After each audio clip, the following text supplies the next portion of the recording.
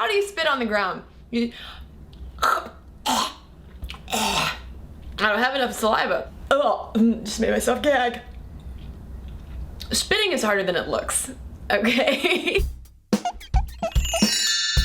I received an intriguing question from a Stuff Mom Never Told You viewer who wanted to know, curious why men always spit in sporting events and elsewhere and women never do. I know it's not ladylike, but has it always been this way? To answer that initial question of whether women used to spit as much as men, it's gonna depend on what culture you're looking at, as well as the time period. For instance, in traditional Navajo cultures, there are records of men and women alike sitting and spitting around campfires. Even today in parts of China, you're likely to see older men and women spit on floors inside and out. In fact, leading up to the 2008 Beijing Olympics, the Chinese government instituted a ban on public spitting in order to break this common gender-neutral habit. If we look at the West today, particularly in the United States, we are likelier to see men and boys spitting versus girls and women. Based on my research, this probably has to do with certain social functions of spitting as well as the old school popularity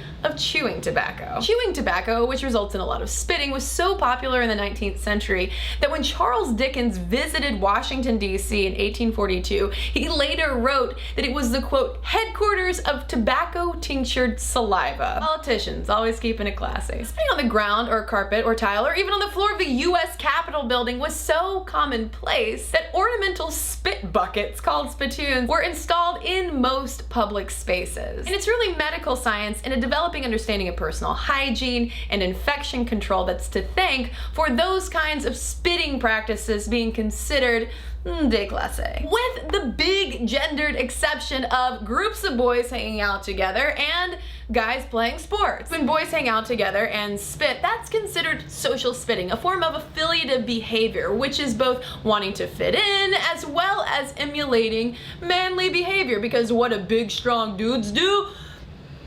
Spit? Boise State University sociology professor Robert S. McCarl has also said that spitting is, quote, more than just something that comes out of your mouth, it's a way of making you appear stronger and marking your space. It makes sense then that that spitting behavior might translate to male sporting events. On the one hand, you have baseball, which has a legacy of chewing tobacco and spitting, thus making spitting on the field a bit of a tradition in general. Even in other male sports where spitting is involved, it could in fact be rooted in a little bit of chest puffery, saying, hey, I'm stronger, I'm faster, I'm fitter than you, and I'm gonna beat you.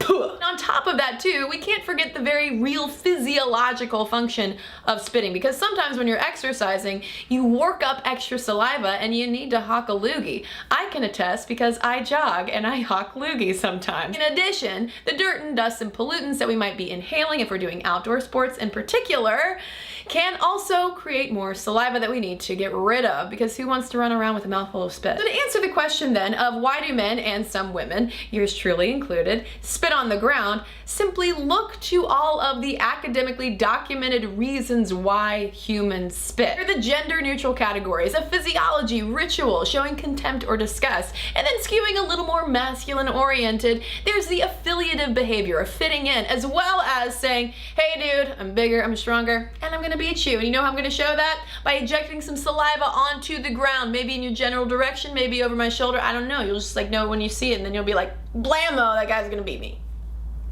I would make such an unconvincing male sports athlete.